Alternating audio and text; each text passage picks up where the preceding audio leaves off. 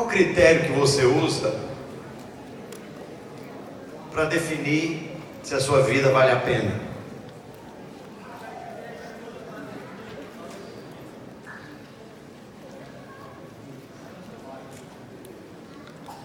O que é uma vida que vale a pena? É onde você pode comer do bem, do melhor, gastar seu tempo de férias nos lugares mais sofisticados, adquirir, comprar tudo aquilo que você desejar.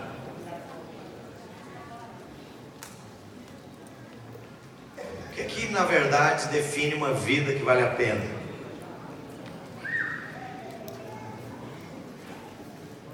E esse é o tema dessa palavra.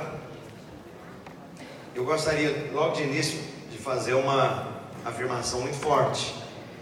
Se você não está disposto a morrer por aquilo que você vive, aquilo pelo que vive não é digno da sua vida.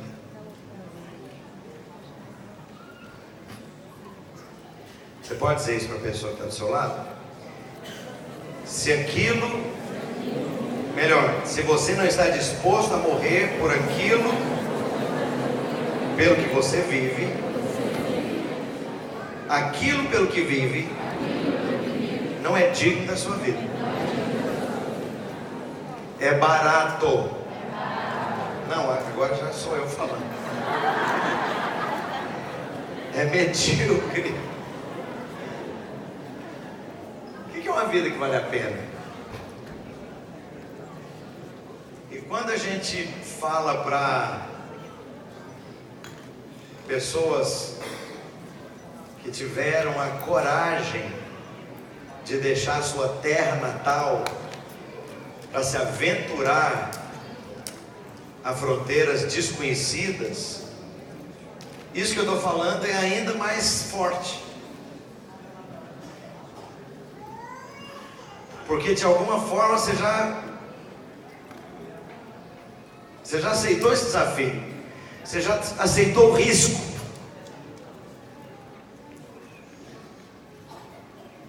E eu, algum tempo atrás, ouvi algumas frases, poucas frases de alguém falando sobre os jesuítas, e aquilo foi usado por Deus de uma maneira muito forte na minha vida, que me chocou por dentro. E quem são ou quem foram os jesuítas? O ano passado nós comemoramos 500 anos da Reforma Protestante, e eu li muito sobre esse assunto. E na mesma época, no século XVI, início do século XVI, com a Reforma, foi justamente o período da história que os jesuítas surgiram. E era um tempo de grande radicalidade. A Igreja Romana vinha de um processo longo de extrema decadência. Decadência moral, decadência espiritual, falta de vida. A igreja entrou numa experiência de morte completa. E aí surgiu então a Reforma. E a Reforma confrontava muitas coisas graves, sérias da igreja romana. Mas justamente naquele comecinho de século XVI, surgiu na Universidade de Paris. Cadê o povo da França? Na Universidade de Paris, um grupo de espanhóis. Cadê o povo da Espanha?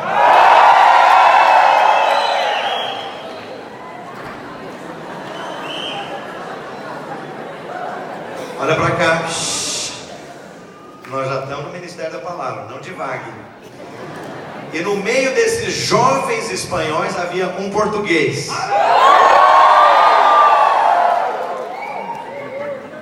Todos católicos. Mas eles queriam Jesus. Preste atenção.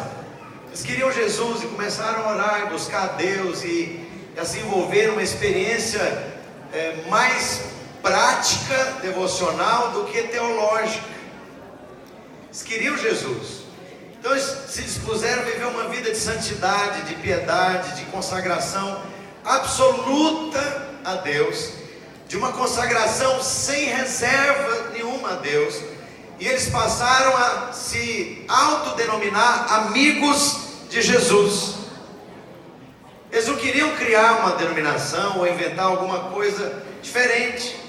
Eles queriam só isso: viver experiência radical, preste atenção, não converse, de ser amigos de Jesus. Por isso o nome foi evoluindo para a companhia de Jesus. E a igreja romana precisava de uma cara nova, de um cartão de visita, de uma imagem para mostrar, especialmente naquele momento de grave confrontação dos teólogos reformadores protestantes. Então os jesuítas se tornaram então uma forma da igreja romana dizer, em outras palavras: olha, nós também temos vida, olha, nós também temos jovens aqui apaixonados por Cristo. E uma coisa extraordinária que acontece é que hoje, 500 anos depois, você pode olhar de volta para a história de uma maneira mais neutra, porque naqueles dias não havia conversa entre as partes, não havia ambiente, atmosfera para nenhum tipo de diálogo. Onde havia monarquia protestante, os católicos eram fritos. Onde havia monarquia católica, os protestantes eram queimados.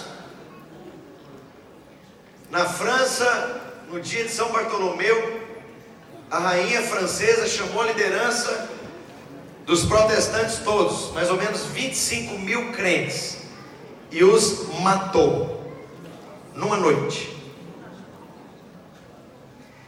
Nunca houve uma chacina tão grotesca. Então a reforma foi massacrada na França. E os jesuítas então se tornam esse grupo que foi pego no meio desses conflitos teológicos e históricos, mas eles não estavam muito afim disso. Presta atenção, tanto é que não permanecem na Europa. Eles não queriam ter essa disputa teológica. O viés, a tendência dos companheiros de Jesus, dos amigos de Jesus, não era teológica, era pragmática. Era amar a Deus, servir a Deus, se consagrar a Deus. E qual que é a primeira consequência de quem ama a Deus radicalmente? É levar o Evangelho, não interessa o custo, para qualquer fronteira, não interessa qual seja. O resultado de qualquer avivamento é igrejas plantadas em fronteiras internacionais e longínquas. E 200 anos antes do avivamento missionário que acontece no meio evangélico, 200 anos antes de batistas começarem a pregar o evangelho, de missionários ingleses serem enviados para fronteiras longínquas, esses jesuítas, ainda no século XVI, eles se espalham pelo mundo. Eles são o primeiro esforço missionário da igreja moderna. E presta atenção, eles fundam virtualmente o Uruguai, eles fundam a cidade de São Paulo, eles vão para a Indonésia, eles vão para a China, e eles são triturados, consumidos, chacinados no Japão. E aí eu quero te perguntar, o que leva alguém a estar disposto a ir, sabendo que ele nunca mais vai voltar? É porque ele escolheu uma vida que vale a pena. Não para o padrão do homem, não para o padrão da conveniência, do conforto, da estabilidade, da segurança, do prazer, da conveniência. E o que que leva jovens, saudáveis, com a vida inteira pela frente, a escolher um propósito como esse? E você vai ver que hoje há pesquisas, vai fazer esse tipo de pesquisa que você vai ver. Nunca antes houve tanto jovem cometendo suicídio. países ricos, onde tudo é bonito, onde tudo é tranquilo, onde tem ampla oportunidade, onde tem empregabilidade, onde tem universidade pública gratuita de qualidade, onde tem chafariz, praças, jardins, onde tem segurança social, onde não tem perigo de você ser assaltado voltando para casa 9 horas da noite. Por que esse povo está se matando? Porque uma vida que é vivida para o ventre não vale a pena.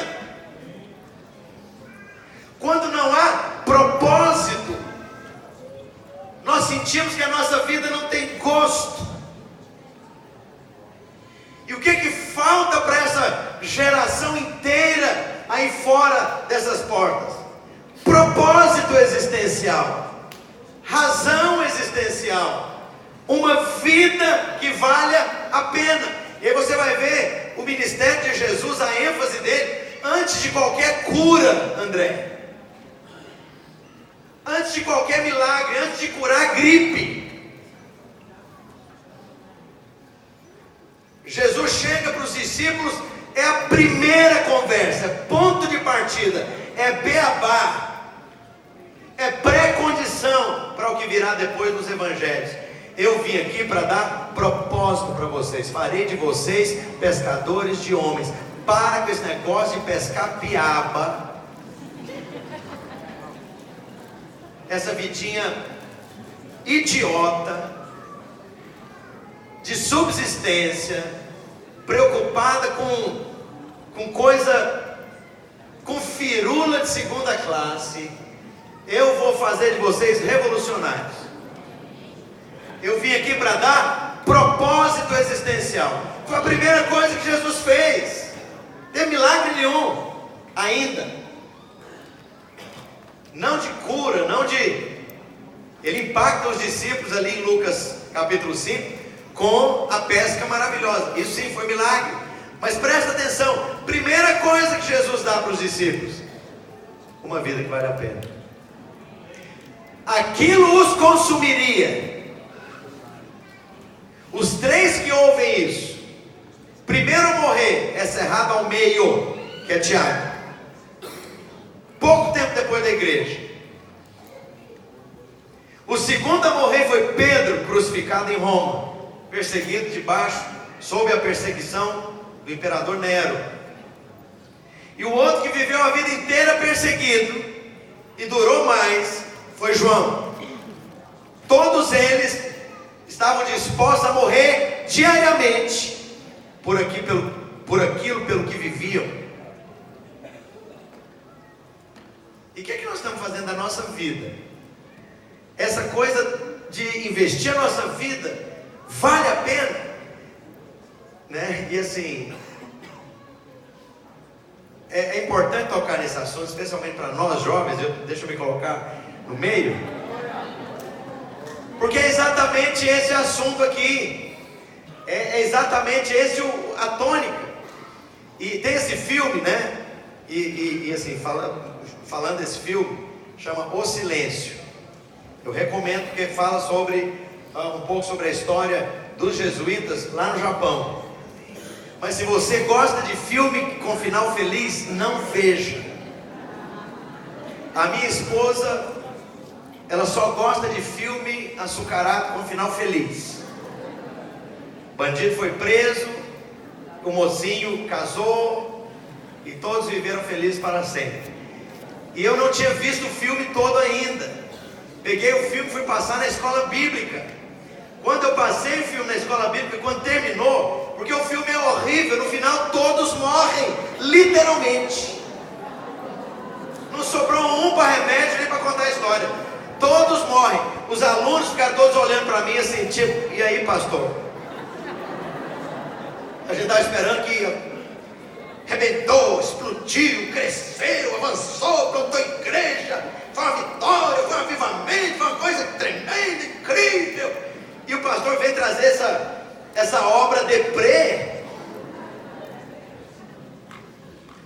Mas o a mensagem que grita, não é que fica, a mensagem que fica gritando no nosso coração é que o que é que leva jovens saudáveis, cheios de vida,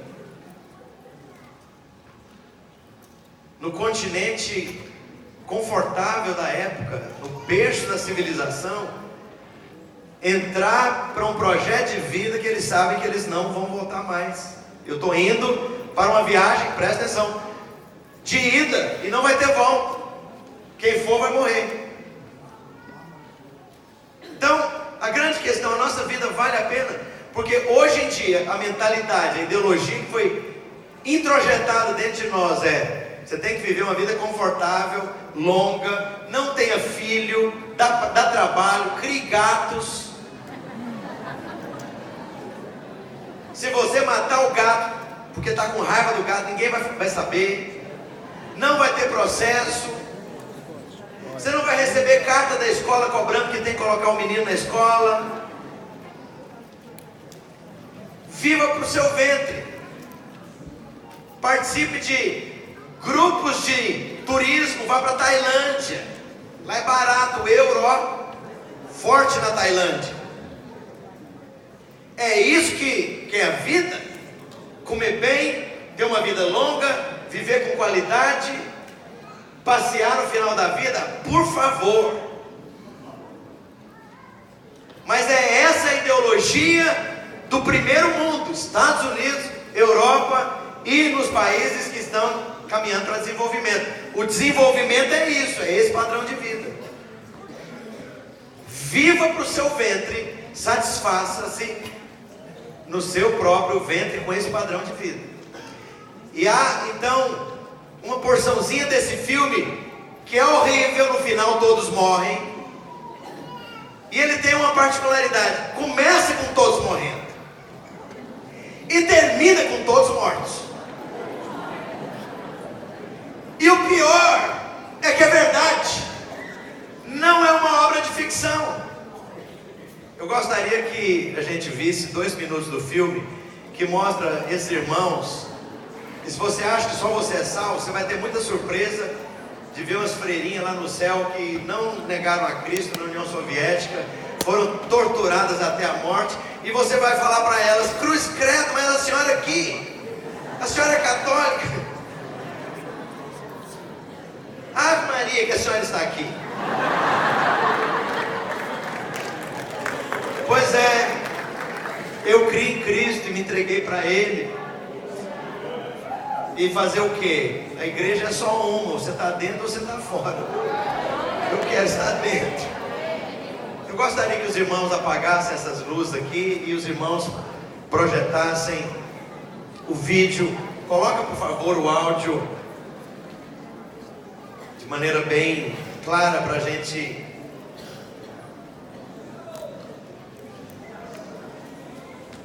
ouvir bem.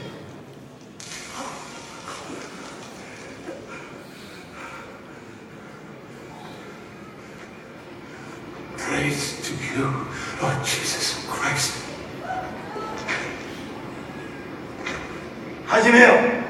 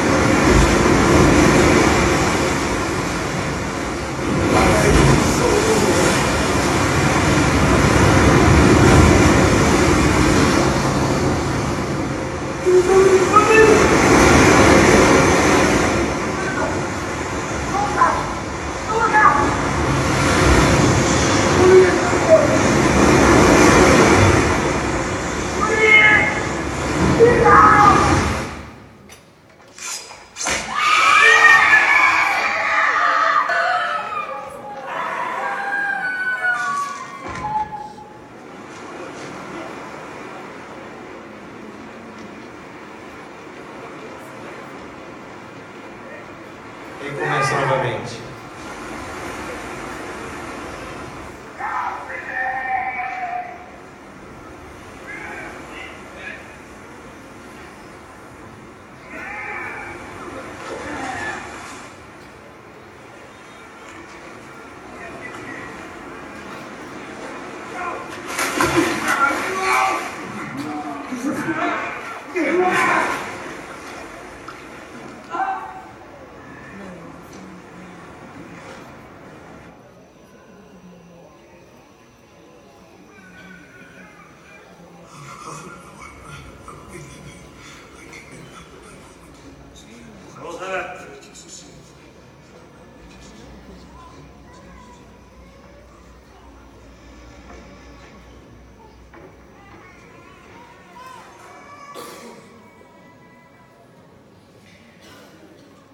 O pior dessa história toda é que isso aí tudo é histórico. Como resultado dessa tentativa das missões cristãs e dos jesuítas chegando ao Japão e de outros países europeus tentando entrar, o Japão se fecha por mais ou menos 300 anos. E eles virtualmente massacram toda a iniciativa cristã. Agora, isso que você vê como uma pitada do que aconteceu naquela geração inteira, isso foi o estilo de vida e a disposição de estilo de vida que todos aqueles jesuítas abraçaram. Então, a grande questão aqui não é se você vai virar missionário ou não. Ninguém tem essa pretensão aqui de achar que agora todo mundo é chamado para virar pastor e pastriz e vai virar essa alegria. Não é dessa forma. Mas queira você viver o estilo de vida que você escolher viver, que você viva uma vida que vale a pena, uma vida que escolhe Jesus de maneira completa, radical, e usa a sua estrutura profissional, familiar e de cidadania para levar a mensagem de Cristo. Não interessa qual o preço ou qual o custo. Isso é o nosso padrão. E eu gostaria, então, falando sobre uma vida que vale a pena. Hoje nós temos aí fora uma ideologia que foi muito influenciada pela mentalidade capitalista, materialista americana, do sonho americano. E qual que é o sonho americano? Antes de 30 anos, ou ao completar 30 anos, eu já quero ter plantado uma árvore, escrito um livro, tido um filho e acumulado na minha conta bancária $1 milhão. Oh, que incrível! Você é maravilhoso, porque se esse é o padrão materialista de vida, eu quero te falar que lá no final da sua vida, você vai olhar para trás e vai haver uma cratera existencial dentro de você, cobrando: eu não vivi uma vida que valeu a pena. Grande coisa que eu tenho não sei quantos milhões de dólares na conta bancária, e daí? Mais um outro autor escrevendo especialmente para homens, também nos Estados Unidos, esse livro foi um best-seller. Ele diz que todo homem, simbologicamente, ele usa aqui figuras simbológicas, ele precisa de 3 coisas: derrubar um gigante. Em outras palavras, você precisa de experiência de superação. Superação de limites, superação de problemas. Você precisa viver experiência de superação. Superação de insegurança, de limitações. Mas a segunda coisa que todo homem precisa: conquistar uma princesa. O que ele está falando disso? Estabelecer um relacionamento em que você vai encontrar o grande amor da sua vida e vai viver essa experiência de intimidade profunda, gostosa, satisfatória com alguém com quem você vai viver. E a terceira coisa, você precisa construir uma cidade. Em outras palavras, você precisa de conquistar alguma coisa profissionalmente. Você precisa olhar para trás e dizer: edifiquei isso, construí isso, conquistei tal coisa. E esse autor, então, ele diz que na psique humana, o homem normal, e aqui você pode acrescentar o homem e a mulher, precisa dessas 3 coisas básicas para olhar para trás e concluir: minha vida valeu a pena. Agora, com base no padrão dos jesuítas, eles estabeleciam 4 pontos. E eu gostaria de compartilhar com você, na verdade 7. Alguns irmãos me viram pregar isso aqui lá na conferência de São Paulo. Se você está aqui, você vai ouvir de novo. A primeira coisa tem a ver com você enxergar a realidade ao seu redor, de você ter a habilidade de perceber de maneira completa toda a realidade, de ler as circunstâncias, de entender as oportunidades, de perceber onde você está, quem você é e o que é possível fazer adiante de si. Essa percepção nós estamos chamando de visão. E essa visão é a primeira coisa que Jesus vem dar aos seus discípulos. E eu quero usar a experiência do cego de Jericó numa outra ênfase diferente do que nós falamos ontem, mas lendo o mesmo texto de Lucas 18, do 35 a 43. Vamos ler rapidamente. A escritura diz: ora, quando ele ia chegando a Jericó, estava um cego sentado ao caminho, mendigando. Esse, pois, ouvindo passar a multidão, perguntou o que era aquilo.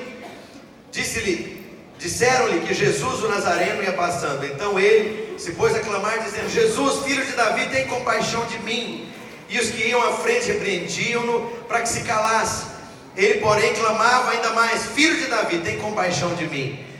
Parou, pois, Jesus e mandou que lhe trouxessem. E tendo ele chegado, perguntou-lhe: que queres que eu te faça? Respondeu ele: Senhor, que eu veja. Disse-lhe Jesus: vê, a tua fé te salvou. E imediatamente recuperou a vista, e o foi seguindo, glorificando a Deus, e todo o povo, vendo aquilo, dava louvores a Deus. Mas presta atenção, o que na verdade Jesus deu para esse cego? Será que foi só a cura física, da habilidade, da capacidade de visão, de funcionamento dos seus órgãos de visão? Na verdade, Jesus deu muito além para ele.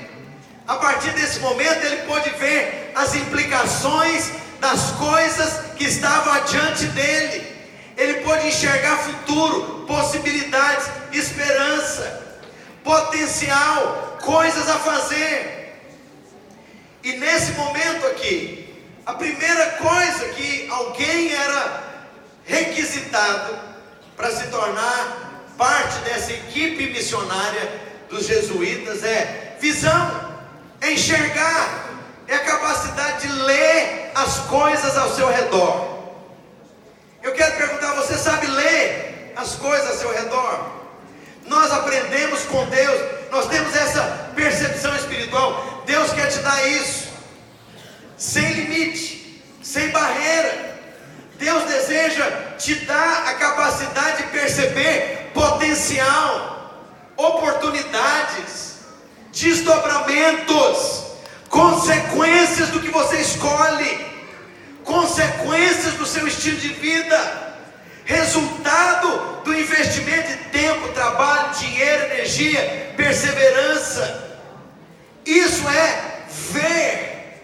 E a primeira coisa então que era requisitada desses jesuítas era: Senhor, que eu veja, eu quero ver. Eu quero ver o que eu posso me tornar, o que esse estilo de vida, o que essa rota, essa trajetória que eu escolhi vai se tornar daqui 20 anos. Qual resultado essa trajetória que eu estou vivendo, esse estilo de investimento de vida que eu estou fazendo, daqui mais 30 anos vai me levar onde eu vou, o que eu terei conquistado, o que eu terei me tornado, como eu vou terminar a minha vida. Porque a grande questão lá no final da vida é: valeu a pena? Não é hoje que você faz esse balanço, não é hoje que eu faço esse balanço. Qualquer avaliação feita no meio do caminho é incompleto, porque você não tem todos os elementos. Quando é que você vai ter todos os elementos para fazer essa avaliação? Quando você estiver morrendo numa cama, quentinho, idoso. Quem vai estar ao seu redor? que eu fiz na minha vida? Eu visitei a Tailândia 3 vezes.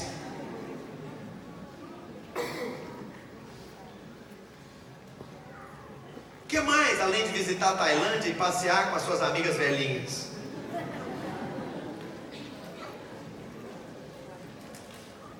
Uma senhora já idosa, com problemas de locomoção, que já nem conseguia frequentar os cultos da igreja. E ela perguntando para Deus: Senhor, acabou minha vida, não tem muita coisa para fazer mais, eu não tenho mais vigor, não tenho mais minha família, sou viúva, moro sozinha, estou com problema nas juntas da bacia, de modo que andar dói, é complicado, eu não posso caminhar muito, morri, acabou. E ela ouvia uma menina de mais ou menos 9 anos, no mesmo andar do prédio, gritando: ninguém me ama, ninguém me ama, ninguém gosta de mim, ninguém gosta de mim, ninguém me ama. E aí, depois dela ouvir essa menina várias vezes e tudo, ela foi lá, orou e bateu na porta, perguntou para a mãe da menina se ela podia participar de de um momento ali em que ela ia contar histórias bíblicas. E ela começou então a reunir com aquela garota e falar de Jesus e contar histórias bíblicas. Daqui a pouco aquela menina convidou as amiguinhas, os amiguinhos, e daqui a pouco havia uma célula de mais ou menos 70 crianças que aquela mulher liderava.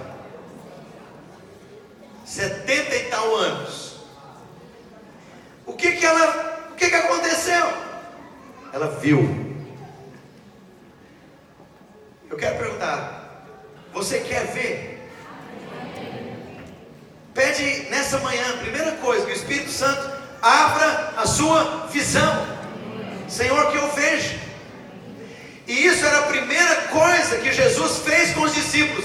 Eu estou trazendo visão. O mundo está aí fora para ser pescado. Eu vim aqui para fazer de vocês pescadores de gente. Isso é propósito existencial. Antes de Jesus ensinar sistema de evangelismo, ele ensinou propósito existencial. Mas uma segunda coisa era requerida dos jesuítas. Eles precisavam colocar a vida em ordem. As prateleiras da sua vida, as áreas da sua vida, as expectativas precisam estar no lugar certo. Os relacionamentos precisam estar em ordem. Suas questões emocionais e de consciência precisam estar resolvidas. O passado precisa estar confortavelmente no lugar dele, no passado. Sem isso não é possível avançar.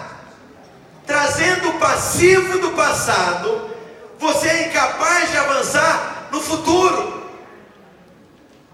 Coisa básica era requerida dos jesuítas. Você precisa concluir o passado. Se o seu coração tiver com a sua velha mãe aqui, é melhor você viver com ela até ela morrer. Resolva a coisa.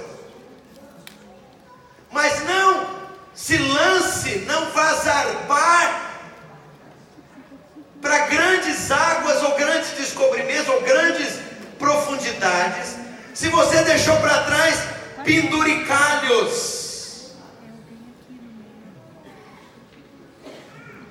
E para você colocar a sua vida em ordem, você precisa saber quem você é, na força de quem você vive o que vive. É na sua, é na minha ou é na de Deus? Por que você escolheu o que você escolheu? Qual a motivação que me move?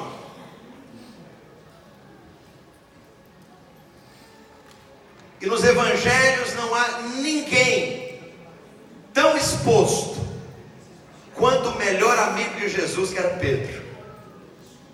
Por ser o melhor amigo de Jesus, ele é o mais exposto. Ele fala besteira, ele é exagerado, ele é censurado, ele é ridicularizado, o Pedrão é nosso amigão, porque é fácil você se identificar com ele, porque está tudo ali às claras, as limitações, o potencial, mas aquela vontade imensa de agradar a Cristo.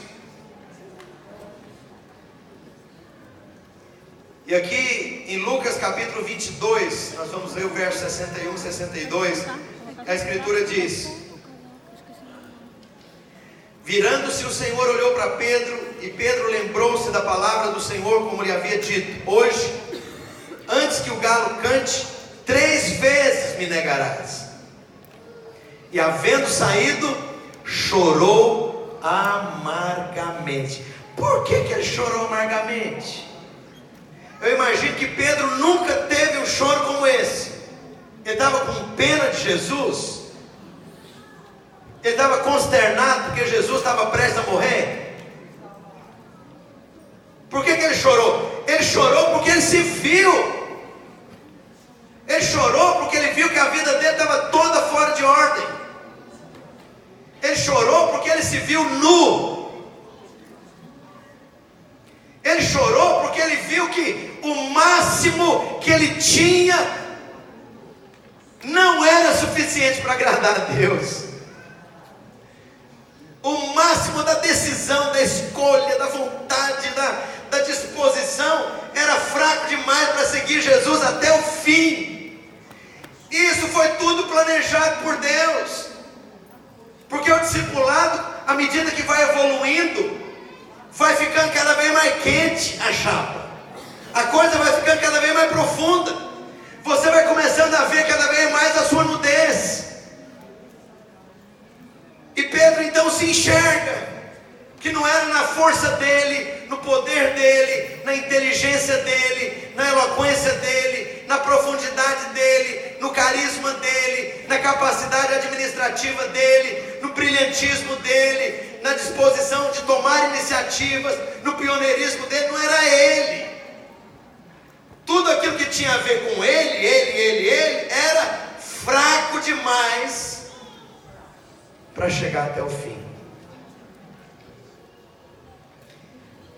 E aí aquilo permite que Pedro coloque em ordem a vida dele. Não vou construir a minha vida em cima de mim mesmo. Você vai ver isso poucas semanas depois. Esse Pedro que traz Jesus, como de resto todos os outros discípulos, você vai ver a sombra dele curando. Você vai ver ele dando uma palavrinha de 10 minutos, palavra de célula. E 3.000 almas são movidas, compungidas, poderosas e profundamente, e se convertem a uma. Que Pedro é esse? É o Pedro que pôs em ordem a vida. Por que ele pôs em ordem a vida? Porque ao seguir Jesus não tem jeito. As coisas vão combinar nisso aqui, ó. Presta atenção, você quer ver o seu futuro? É esse.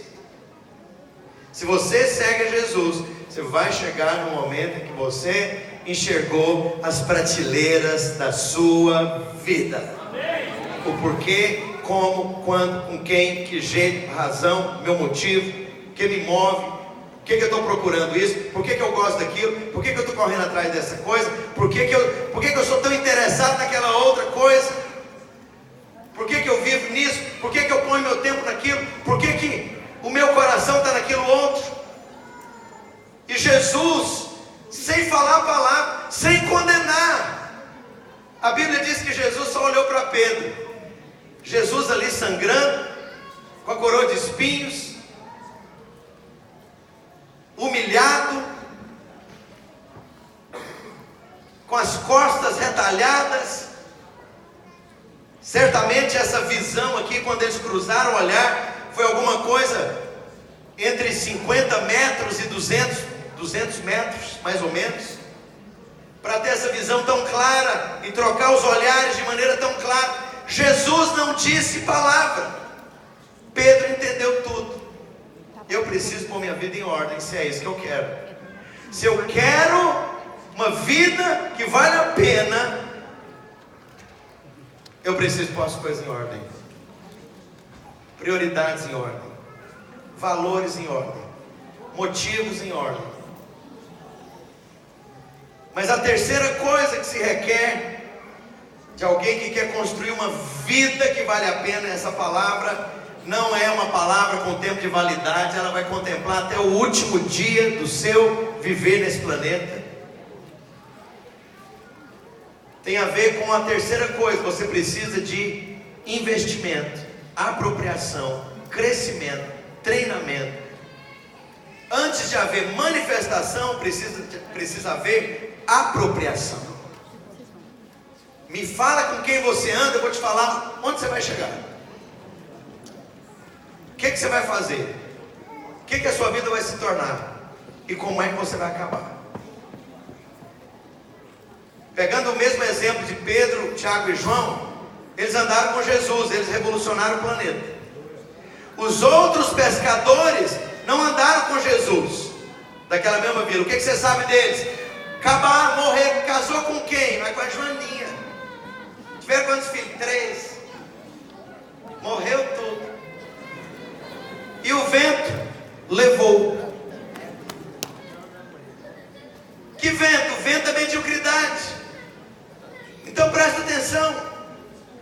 A apropriação fala de investimento, de crescimento, de adquirir visão, revelação, consistência, profundidade, de aprender de outros, de começar por onde outros terminaram. Presta atenção nisso.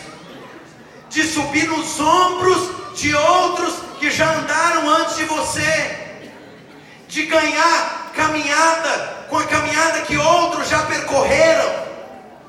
Não é reinventar a roda, não é recomeçar do zero, mas pular um trampolim. Qual a diferença de começar do zero e pular um trampolim? Começar do zero, você não tem nenhum empuxo, você não tem nenhuma capacidade propulsora. Você vai começar do zero. Você não tem nada, não sabe nada, não conhece nada e não tem lá muita alternativa. Você vai por erro e tentativa. Mas quando você caminha em cima do que outros já fizeram, outros te legaram, outros aprenderam, outros viveram, outros já choraram, outros já experimentaram, você pode pular 10 vezes mais longe. Porque subiu nos ombros de gigantes. Então a próxima coisa que se requer: seja discípulo, vá aprender, não seja arrogante de admitir: eu não sei, eu não tenho, eu não faço. Eu preciso aprender, eu preciso compreender, eu preciso aprender a fazer, eu preciso aprender a ser filho, se um dia eu quero ser pai. O problema é que tem muita gente querendo ser pai, mas você nunca foi filho. Quer liderar a igreja, mas você não consegue ser liderado. Ninguém consegue liderar sua real alteza.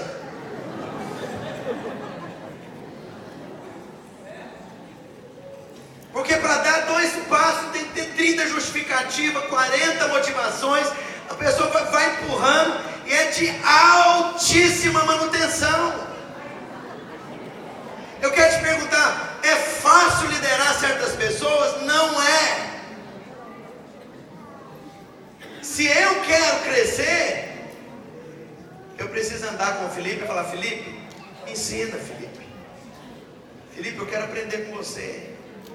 Quero aprender a adorar, quero aprender a seguir a Jesus. Eu quero aprender o conhecimento bíblico, a revelação que você tem. Quero aprender a formar equipe. Eu quero aprender a ser um pastor apaixonado por Jesus. Me dá, transfere esse coração para mim. Eu quero ter a mesma disposição. Então a próxima coisa tem a ver com apropriação. Diga, apropriação. E a ilustração aqui é da vida de Eliseu, em 2º livro de Reis, capítulo 11, ao verso 14. Vamos ler rapidamente para ganhar tempo. 2 Reis 2, 11 a 14. Indo eles caminhando e conversando, eis que um carro de fogo com cavaleiros de fogo os separou um do outro, e Elias subiu ao céu no redemoinho. Ao que vendo, Eliseu clamou: meu pai, carros de Israel e seus cavaleiros. E não viu nunca mais. Pegou então nas suas vestes e as rasgou em duas partes. Tomou a capa de Elias que dele caíra, voltou e parou à borda do Jordão. Então, pegando a capa de Elias que dele caíra, feriu as águas e disse: onde está o Senhor Deus de Elias? Quando feriu as águas, essas se dividiram de uma e outra banda, e Eliseu passou. O que é isso aqui? É o culminar de um processo de apropriação que foi até o fim. Em outras palavras, o que você está vendo aqui chegou o dia da formatura de Eliseu. Ele se graduou no ministério. Pode liderar a célula, pode liderar a rede, pode plantar a igreja lá em Roma.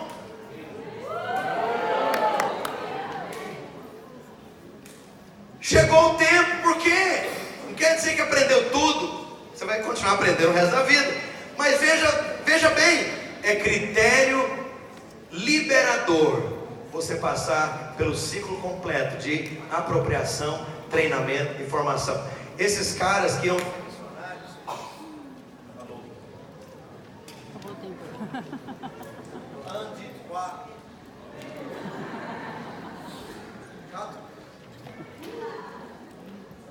Eins, zwei, drei, vier,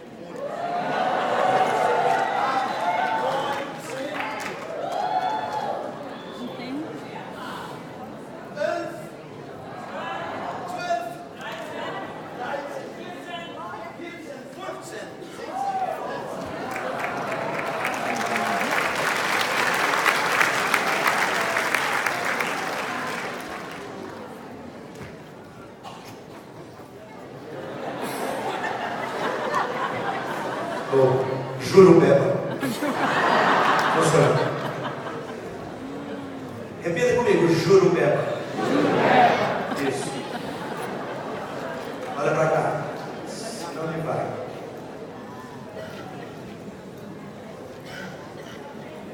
Você precisa ser liberado e aprovado por aqueles que te lideram. Esse é o processo de apropriação no qual todos nós estamos, de uma forma ou de outra, envolvidos. Todos nós. A pessoa que está do seu lado está nesse processo de apropriação. E para essa gente que queria entregar tudo e viver uma vida que vale a pena, eles precisavam experimentar esse processo. Senão, no meio do caminho, voltavam para trás. E vou te dizer uma coisa: se você quer experimentar um grande avivamento, preste atenção, o tamanho do avivamento que você espera requererá uma medida de pressão sobre a sua vida. Quanto maior a expectativa de mover de Deus, maior a pressão. Quem sabe qual é a medida de pressão que Deus precisa produzir, ou de habilidade para suportá-la na sua vida? É o Espírito Santo. Mas você precisa desse processo de apropriação, treinamento, investimento, de andar, de servir, até ser liberado.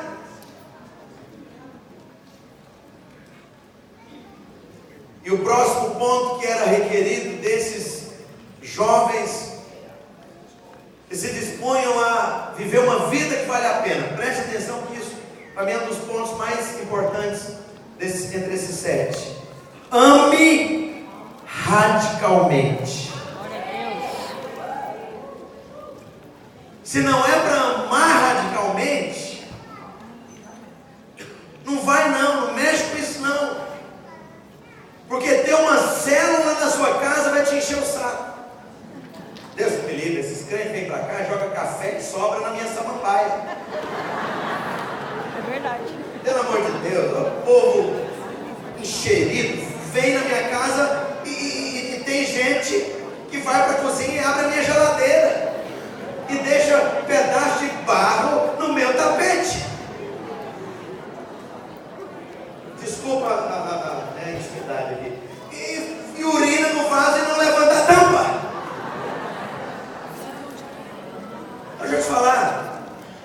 Se a sua casa é o seu palácio, veja bem, se a sua casa é o seu palácio e você não está disposto a amar radicalmente, não recebe célula na sua casa não. Deixa a samambaia morrer de velha.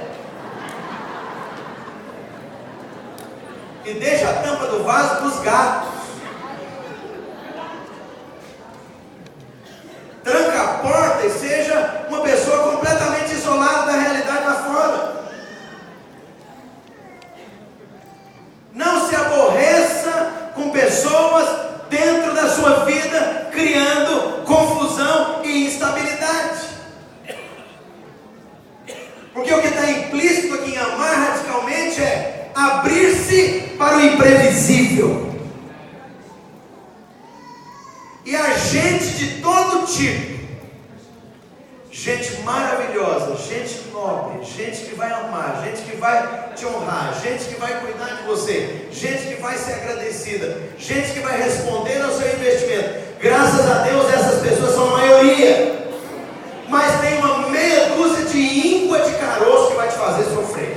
Espere, não é se, é quando. Não é se virão, é quando virão e em quando serão.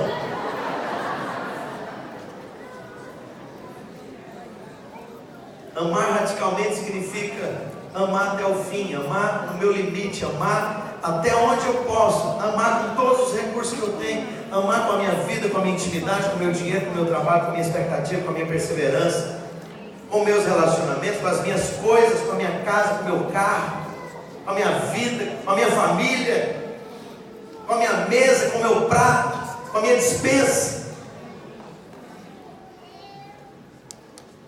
Amar radicalmente. Se não é para amar radicalmente, não ame. Fala para o seu vizinho isso. Se não é para amar radicalmente, não ame.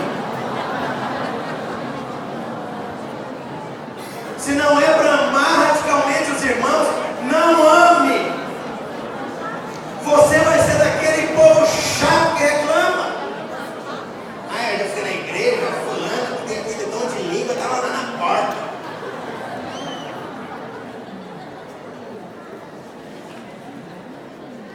Primeira coisa que ela falou foi a mesma ladainha.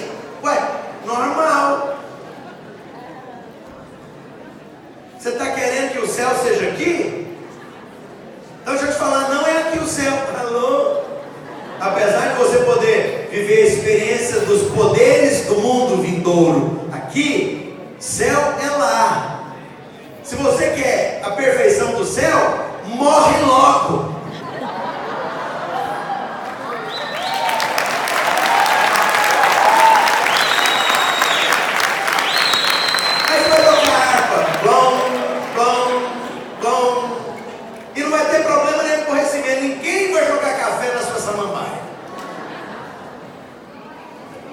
Se não é para amar radicalmente, desista de amar. Amar pelas metades, amar com limitação, amar e reclamar na metade do caminho. Não quer reclamar? Não se dispõe a amar. Viva para si. Mas se eu quero tomar a cruz e seguir o Senhor e viver uma vida que vale a pena, eu vou amar. Eu vou viver um estilo de vida como Jesus propõe para os discípulos. Uma vida que vale a pena, uma vida que traz significado, satisfação e relevância. Tem a ver com investir em gente, pessoas. E pessoas são ricamente complexas. Você vai ser surpreso positiva e negativamente. Eu garanto. Às vezes muito positivamente, às vezes terrivelmente negativamente. E daí, faça a coisa certa. O que é a coisa certa? Ame radicalmente.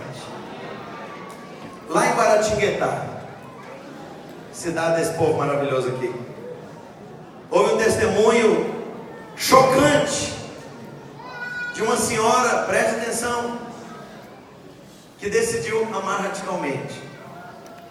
Essa mulher foi parar na mídia, foi entrevistada e a mídia triturou a reputação dela por conta da decisão de amar radicalmente. Era uma viúva e tinha um filho. E num assalto à mão armada, o bandido matou o único filho daquela viúva. Você tem ideia da dor do que é enterrar um filho? Não há dor semelhante a isso. Não há dor que se compara a enterrar filho. Não tem.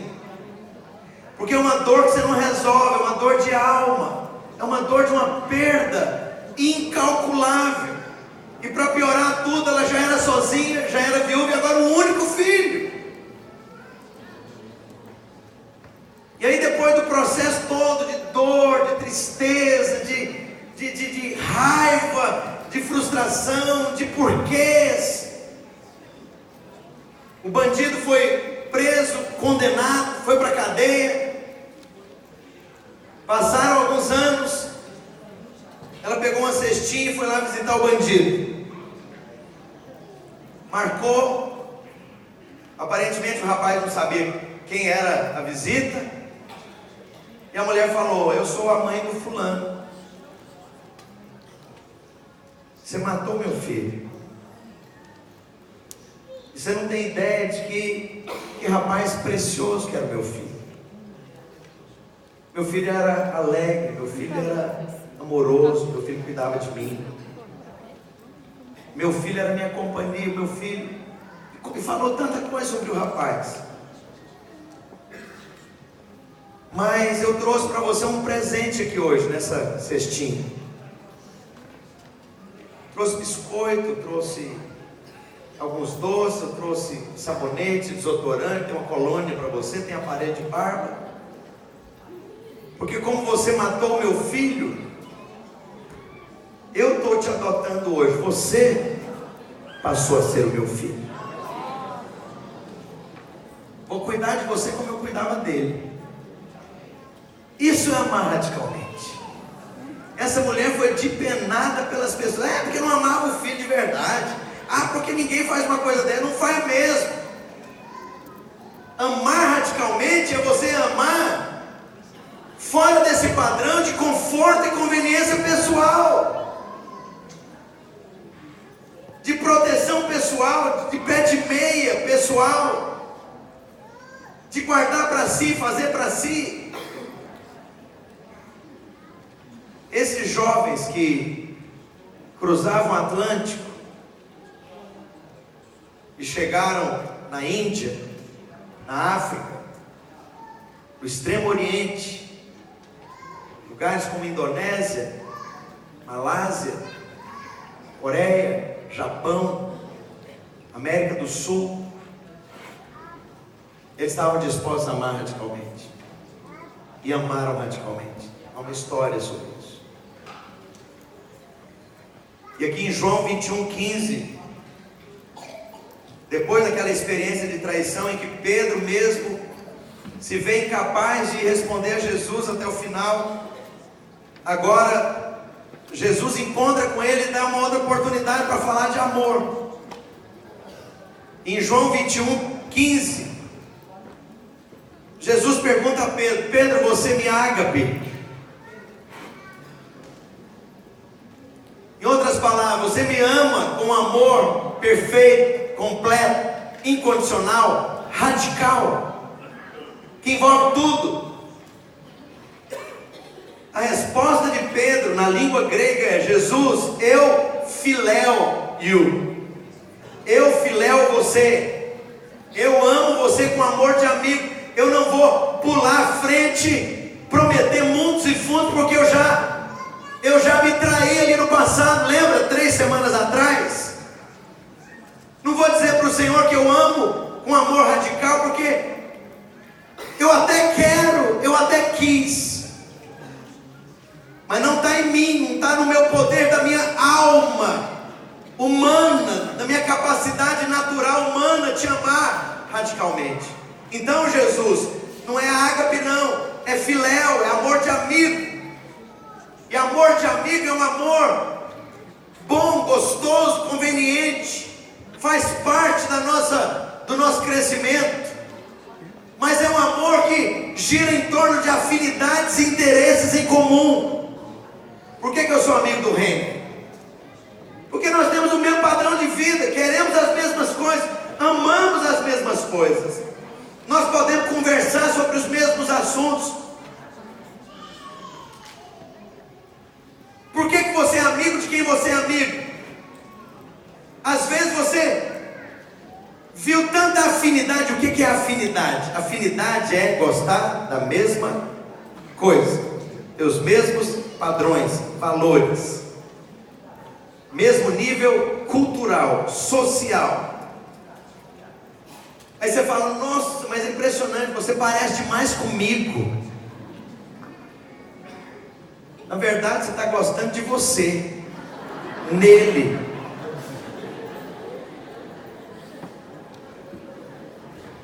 Até as nossas amizades têm a ver com isso. Por que você não gosta de gente tão diferente de você? Porque não se parece com você. Te incomoda. Por que incomoda? Porque é diametralmente diferente. Agora, incrível, Jesus vem nos amar sendo nós ainda inimigos de Deus. E aí o amor radical de Jesus choca. E nós falamos, no final da vida, Pedro foi capaz de amar Jesus seguindo o Senhor até o fim. A outra vez que eu ministrei sobre isso, eu mencionei esse fato. Certamente quando ele chegou nas mansões eternas e viu Jesus, não houve mais perguntas: Pedro, tu me amas? Amar radicalmente significa por tudo que você tem, tudo que você é, tudo que você vier a ser, o seu projeto existencial. É para valer a pena? Eu vou tudo. Minha família, meus filhos, meus netos, meu dinheiro, meu talento, minha juventude, meu vigor, meu conforto, meu trabalho, as minhas posses, a minha intimidade, o meu tempo, tudo. Fala para o seu vizinho: ame radicalmente. Mas na sequência, presta atenção, você precisa de um processo. Se você zera o marcador a cada 6 meses, a cada 2 anos, você vai ser leve, você não vai ter peso, você não vai ter consistência. E o próximo ponto aqui é: acumule massa crítica. O que é massa crítica? É um termo de física nuclear. Quando você quer enriquecer o urânio, para fazer alguma coisa com urânio ou com plutônio, você condensa a capacidade nuclear do urânio ou do plutônio, para que aquela massa crítica produza eletricidade, ou eventualmente, se mais condensada ainda, produza uma bomba atômica. Não tem bomba atômica nem capacidade termonuclear se não há massa crítica. Se eu quero fazer da minha vida alguma coisa que tem peso, eu preciso dessa massa crítica. E o que é essa massa crítica? Peso, reconhecimento, experiência, graça, profundidade, consistência, revelação, realidade, sabedoria, lastro.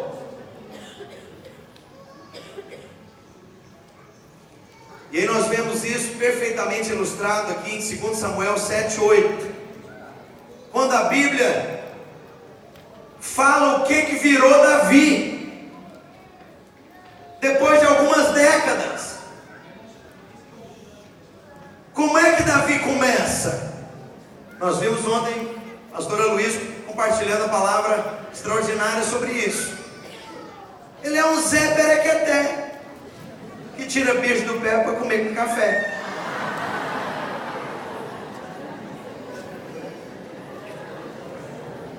Quem que é Davi? É um adolescente, é um pirralho, faz parte dos putos, como se diz cá em Portugal. Ele é um garoto, é um adolescente, cheio de ideias estapafúrdias, cheio de sonhos mirabolantes, mas é só um fedelho. Ele é um ninguém. O pai não leva a sério.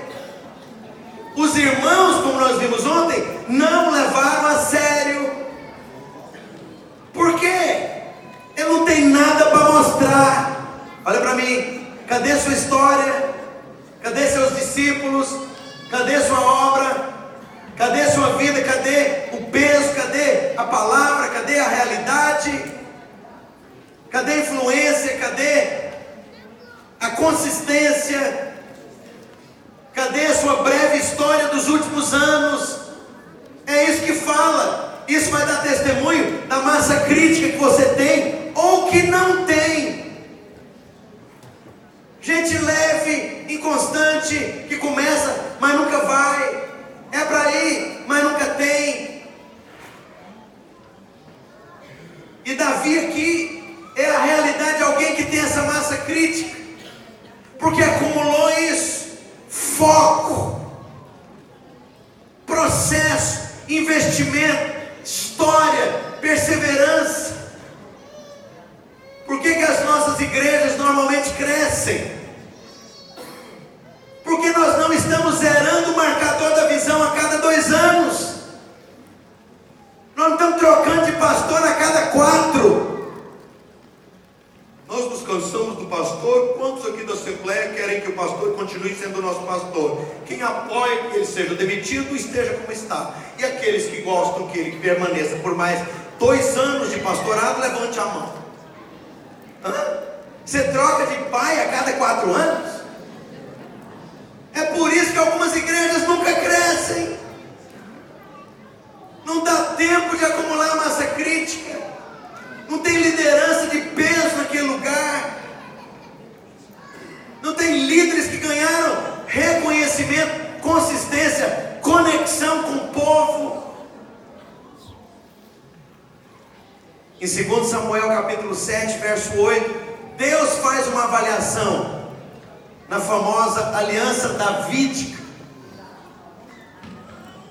E aqui ele diz, a Bíblia, 2 Samuel 7, 8: agora, pois, assim dirás ao meu servo Davi. Deus diz a Natã, o profeta: assim diz o Senhor dos Exércitos: eu te tomei de trás da malhada das ovelhas, para que fosse príncipe sobre o meu povo. Quem é esse Davi de hoje, diferente daquele Davi que era? Aquele Davi que começou a carreira lá atrás não tinha massa crítica. Aquele Davi que começou lá atrás era só uma promessa, uma possibilidade. À medida que ele avançou, que ele investiu, que ele construiu, presta atenção, ele tinha agora peso. Cada um de nós aqui temos um peso atômico. Cada um de nós sentados aqui temos uma massa crítica, que é resultado do seu foco, da sua perseverança, do seu investimento dos últimos anos.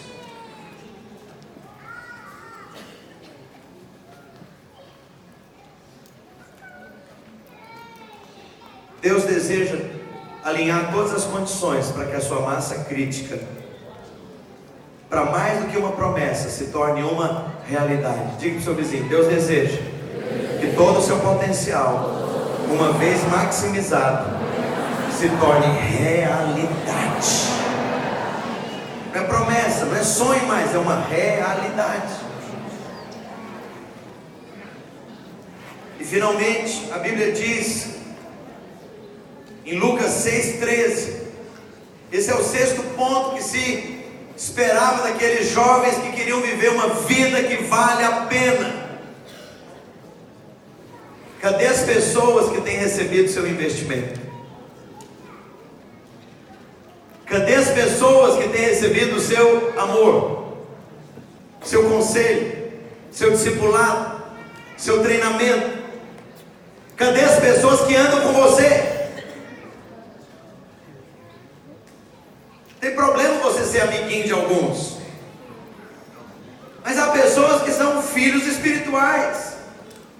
Há pessoas que vão receber seu investimento, são seus discípulos. Cadê os seus discípulos? Por isso, antes de começar qualquer coisa, Jesus passa a noite orando, porque era tão grave a matéria, era tão grave o momento, que ele passa a noite orando. Jesus passa a noite orando. Para quê? Para não errar.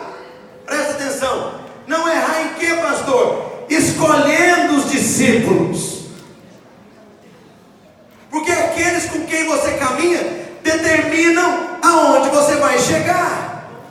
Simples assim. Nós dissemos na reunião dos pastores na quinta-feira, Jesus nunca tirou o pé daquela região. Ele nunca saiu de Decápolis, Judeia, Galiléia, nunca tirou o pé dali daquela regiãozinha. Quem é que levou o cristianismo, a mensagem do evangelho, para lugares tão distantes como Espanha, por exemplo? Desde aquela época, a tradição de que Tiago, irmão físico do Senhor, foi quem pregou o evangelho na Espanha. Outros que o evangelho foi pregado inclusive na Índia, naquela época. Que alguns desses apóstolos originais foram martirizados em lugares extremamente longínquos. Quem que levou o evangelho para a Europa inteira, Walter? Não foi Jesus. O alcance do seu chamado, dos sonhos de Deus para a sua vida, não será cumprido por você, preste atenção, mas por aqueles que caminham com você. Cadê as pessoas que você está amando? Cuidando, investindo, se importando, visitando, se importando com as pessoas. E a Bíblia diz então aqui em Lucas 6,13: depois do amanhecer, chamou seus discípulos e dentre eles, eram muitos, escolheu 12, aos quais deu também o nome de enviados. Apóstolos no grego é enviados.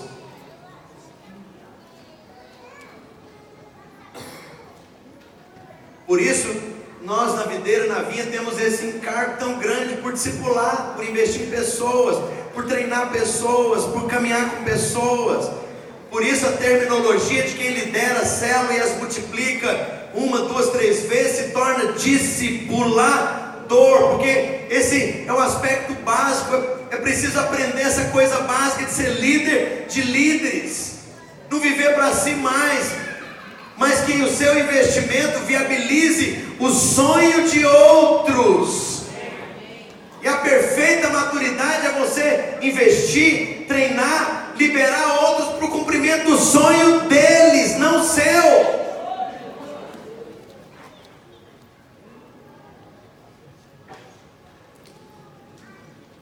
Foi isso que Jesus fez. Deu a missão, deu os valores, deu o desafio. Ide por todo mundo.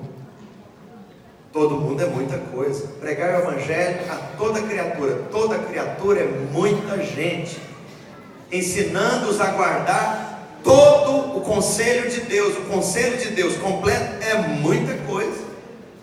Fala para o seu vizinho, tem tarefa pra caramba.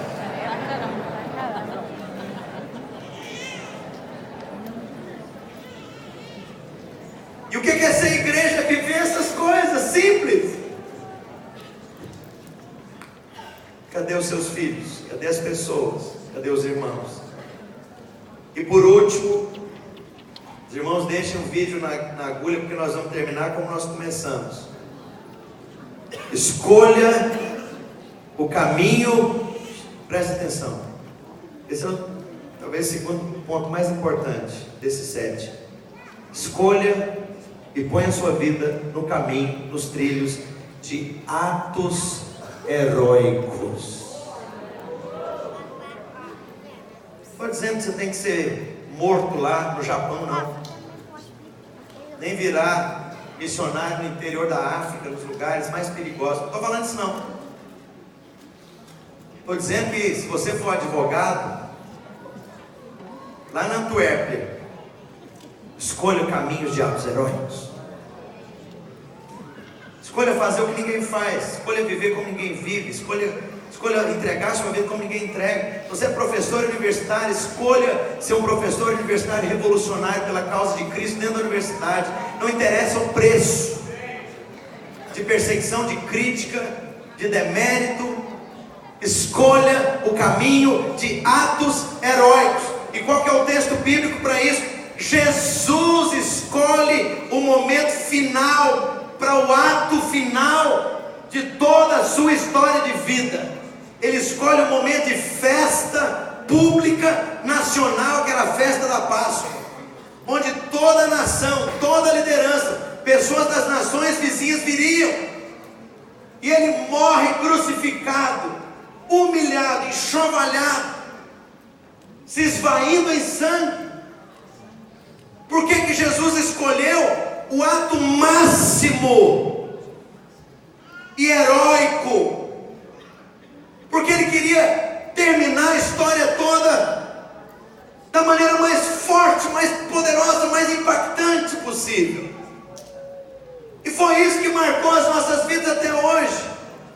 Foi isso que marcou a vida dos discípulos. Vendo a coerência de Jesus, que estava disposto a ir à morte por aquilo que ele anunciou, pregou e viveu. Qual é o ato heróico de Jesus? Morrer na cruz, humilhado, rejeitado, se esvaindo em sangue. Escolha o caminho de atos heróicos. João 19:30. Então Jesus, depois de ter tomado o vinagre, disse: está consumado. Inclinando a cabeça, entregou o Espírito. Ao fazer isso, Jesus colocou um grito dentro do espírito, da alma, da imagem, da memória, da visão. Aquilo foi ilustrado com sons, cores, movimentos.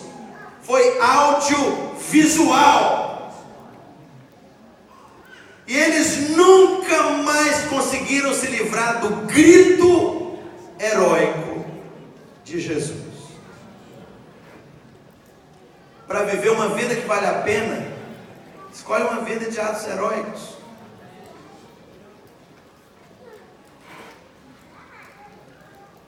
E assim, eu sei que alguns irmãos entre nós, uma vez o pastor Wilson comentou isso comigo, em lágrimas, sobre entregar a vida. E eu creio mesmo que ele é doido o suficiente para chegar nisso. Uma vez, conversando sobre o leste europeu,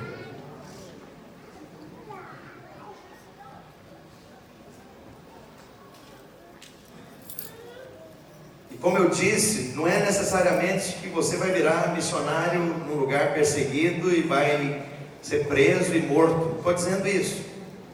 Estou dizendo, nessa vida que você está vivendo, você pode colocá-la no trilho de atos heróicos.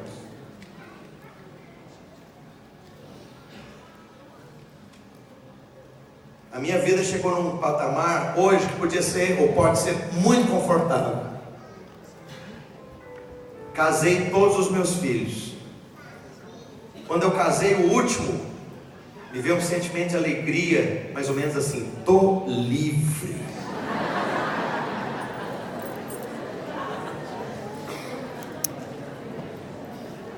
O sentimento de que eu sou recém-casado, eu posso morar onde eu quiser, posso ir para onde eu quiser, não tem mais menino perto de mim, enchendo a minha paciência, ninguém depende de mim mais.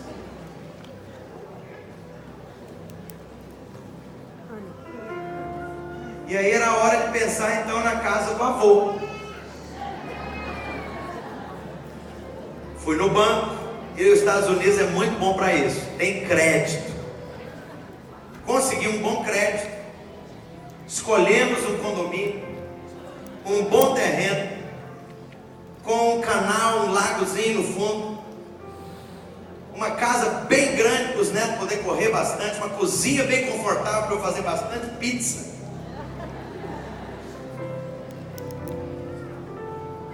escolhemos o acabamento, o layout da casa. Depois de 1 ano e pouco a casa estava pronta.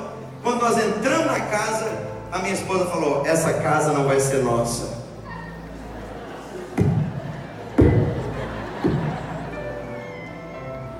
Ela não pregou um quadro na parede para não estragar a parede, porque a casa não seria nossa. Ficamos 1 ano e meio, 1 ano e pouco na casa. Vendemos a casa. E agora que os netos começaram a chegar para valer, o terceiro está no forno.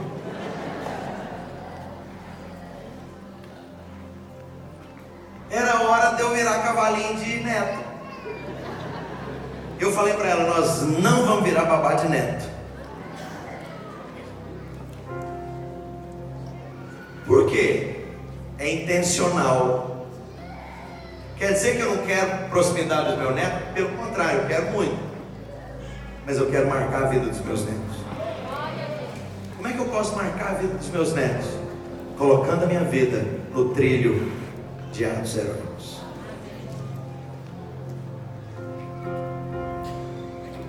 Quantos querem viver uma vida que vale a pena? Gostaria que você ficasse de pé. Os irmãos preparem para colocar o vídeo novamente. Desliguem, por favor, algumas luzes e dê-nos um áudio bom do vídeo. Uma vida que vale a pena.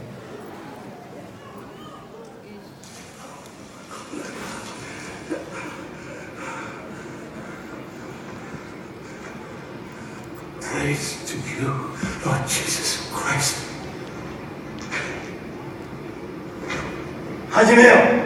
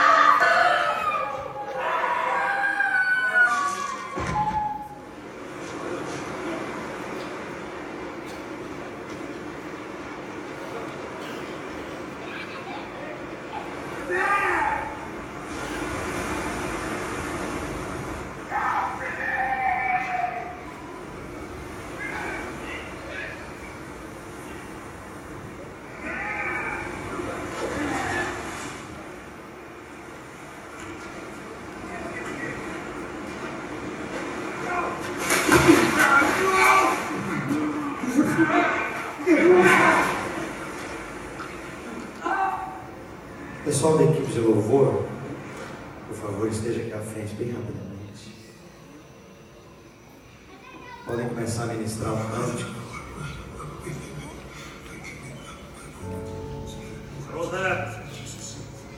Qual que é a grande proposta do Evangelho? É que vivamos uma vida que vale a pena.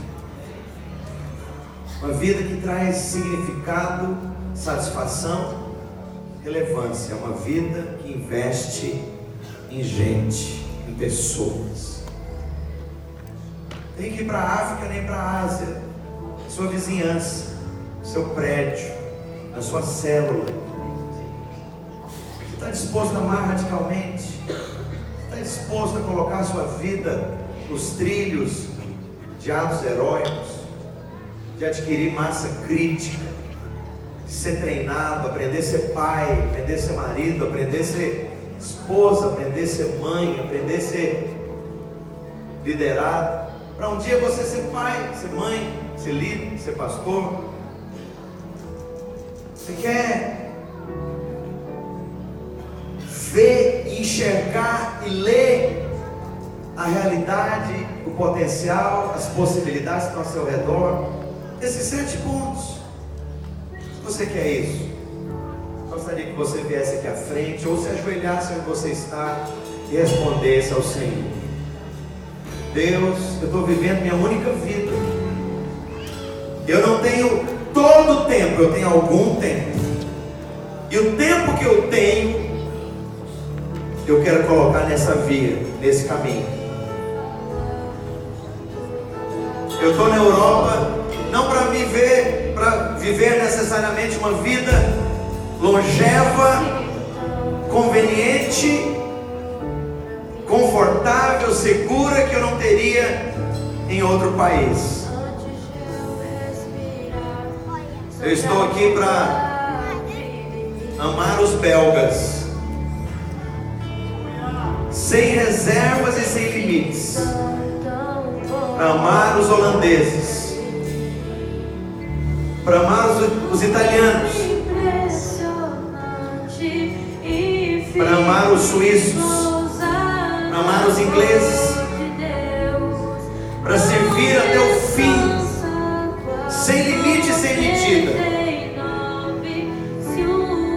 os espanhóis, para amar os portugueses até o fim, amar de maneira radical e desmedida, amar os franceses,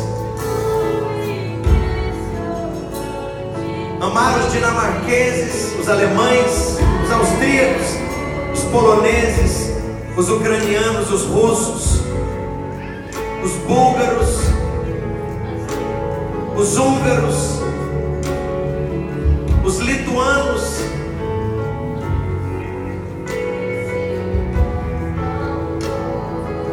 cidadãos de Luxemburgo, de me tornar um cidadão europeu não para fugir da miséria, fugir da insegurança, fugir da pobreza, fugir dos recursos e das possibilidades limitadas. Eu estou aqui para me tornar um europeu. Eu quero ser enterrado nas terras europeias.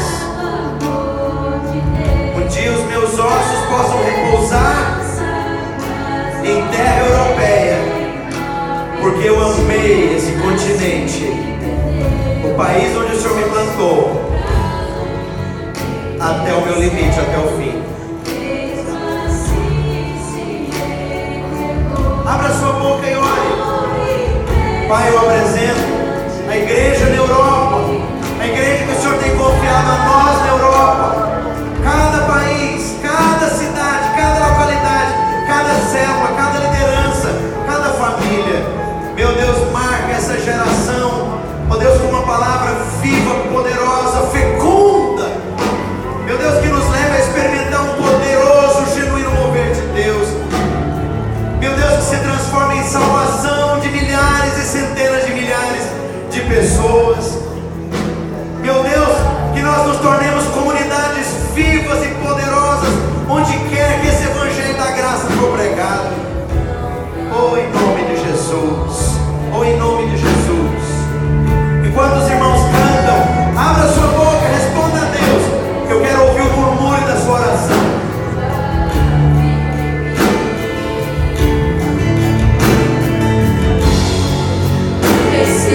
Tão bom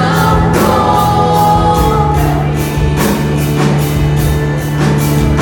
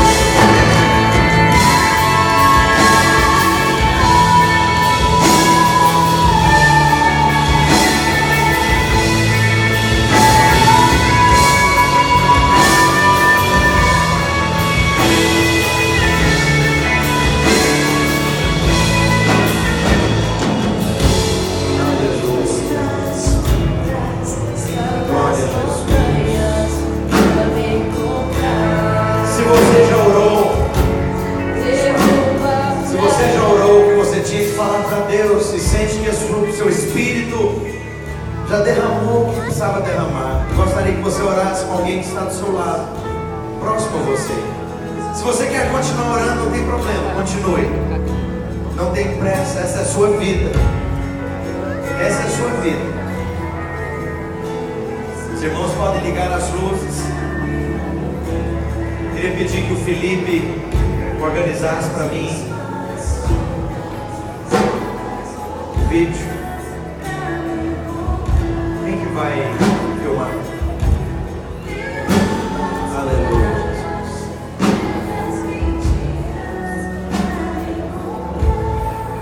Oh, Jesus. Se eu sugerir que você ouça novamente essa palavra no seu grupo de discipulado, para você orar com mais qualidade, tempo.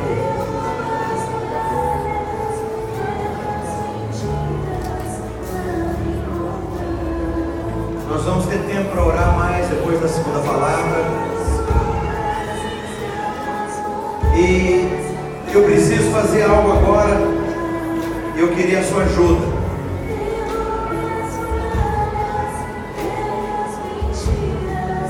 No segundo domingo de junho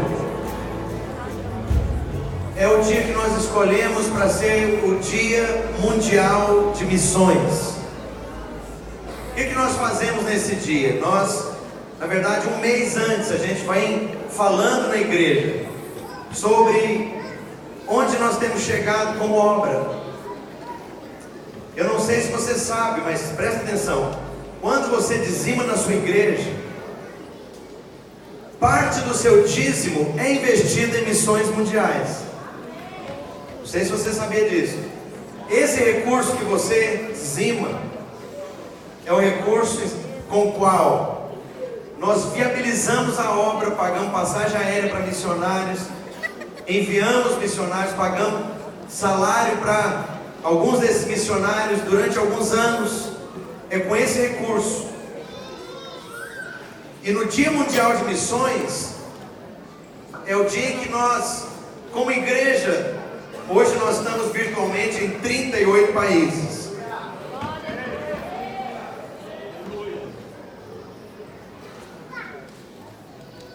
E nesses 38 países nós falamos desse Dia Mundial de Missões. As crianças levantam oferta, os jovens, as células, as igrejas levantam uma oferta especial. E você pergunta, pastor, mas essa oferta especial é para quê? Nós pagamos as passagens aéreas de todos os jovens que nós trouxemos de Uganda, Tanzânia, Quênia, Índia, Bangladesh, Cazaquistão, Paquistão, Nepal. Está chegando um casal do Irã e um jovem solteiro do Irã para ser treinado por nós. É esse recurso seu que financia isso.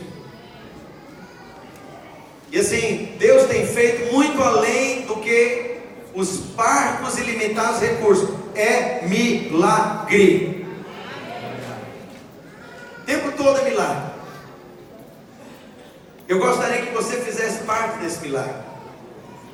E pediram para nós, a equipe da Via Internacional, sabendo que nós estamos aqui na conferência da Europa, bem próximo do segundo domingo de junho, que vai ser o Dia Mundial de Missões, eles pediram que a gente fizesse um vídeo dizendo: estamos juntos no Dia Mundial de Missões. Eu gostaria que você ficasse de pé e a gente vai fazer um ensaio. Nós vamos cantar a última partezinha, só o refrão dessa música, e imediatamente você vai levantar a mão e você vai dizer: estamos juntos no Dia Mundial de Missões. Amém? Vamos treinar? 1, 2 e... Estamos juntos no Dia Mundial de Missões. Amém? O que você vai dizer? Estamos juntos no Dia Mundial de Missões. Fácil. Amém? E o nosso irmão querido aqui vai gravar e nós vamos mandar isso. Isso vai ser passado em todas as nossas igrejas, no Videiro News de todas as nossas igrejas. Não dá uma arrumada no cabelo aí.